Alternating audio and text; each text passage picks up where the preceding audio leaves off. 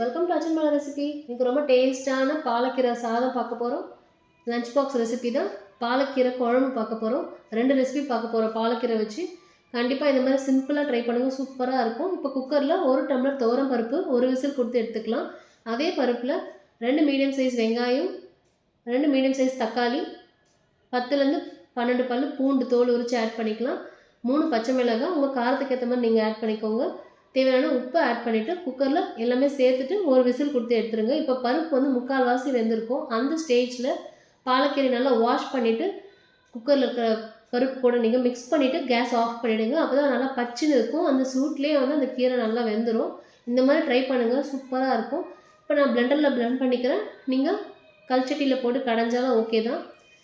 இப்போ தாளிப்புக்கு 1 ஸ்பூன் நெய், 1 ஸ்பூன் எண்ணெய் விட்டுட்டு கொஞ்சமாக கடுகு, 2 காஞ்ச மிளகாய் ஆட் பண்ணி நல்லா தாளிச்சிக்கலாம்.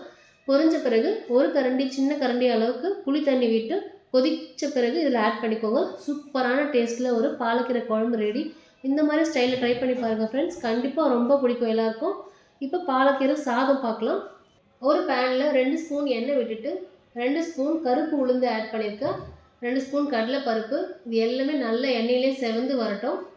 நல்ல கோல்டன் ப்ரௌன் கலர் ஆகிற வரைக்கும் நம்ம வறுத்துக்கலாம். இப்போ 2 பச்சை மிளகாய் காரத்துக்காக, கொஞ்சமாக இஞ்சி பூண்டு பேஸ்ட்டு. நான் வந்து ஒருத்தருக்கான லஞ்ச் பாக்ஸ் ரெசிபி ரெடி பண்ணுறேன்.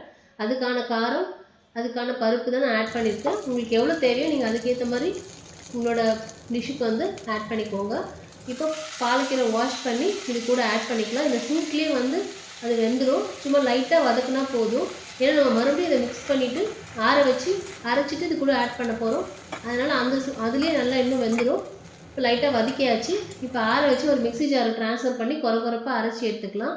அதே பேனில் 1 ஸ்பூன் எண்ணெய் விட்டுட்டு இது நல்லா வதக்கிக்கலாம். ஒரு தொக்கு கன்சிஸ்டன்சிக்கு வரும். அந்த ஸ்டேஜில் தேவையான உப்பு ஆட் பண்ணிவிட்டு 1 ஸ்பூன் நெய் விட்டுட்டு நம்ம வடித்து ஆற வச்சுருக்க சாதத்தை இது கூட மிக்ஸ் பண்ணலாம். இப்போ நான் நெய் ஆட் பண்ணியாச்சு. இது நல்லா மிக்ஸ் பண்ணிவிட்டு நெய் ஆட் பண்ண பிறகு நல்லா மிக்ஸ் பண்ணிக்கலாம். மிக்ஸ் பண்ணிவிட்டு நம்ம வடித்து ஆற வச்சுருக்க சாதத்தை இது கூட மிக்ஸ் பண்ணி டேஸ்ட் பார்த்துக்கோங்க. இப்போ சூப்பரான பாலக்கீரை ரைஸ் ரொம்ப டேஸ்ட்டாக ரெடி ஆகிட்டு இருக்கு. நீங்களும் கண்டிப்பாக இது மாதிரி ஸ்டைலில் ட்ரை பண்ணி பாருங்கள். குழந்தைங்களுக்கு ரொம்ப ரொம்ப பிடிக்கும். ரொம்ப சிம்பிளான ரெசிபி தான், பட் ரொம்ப ஹெல்த்தியான ஒரு ரெசிபி. நீங்களும் ட்ரை பண்ணி பாருங்கள் ஃப்ரெண்ட்ஸ். ட்ரை பண்ணி பார்த்துட்டு எப்படி இருக்குன்னு சொல்லுங்கள். இதுவரை நம்ம சேனலை சப்ஸ்கிரைப் பண்ணலன்னா சப்ஸ்கிரைப் பண்ணிக்கோங்க. தேங்க்யூ ஃப்ரெண்ட்ஸ், பாய்.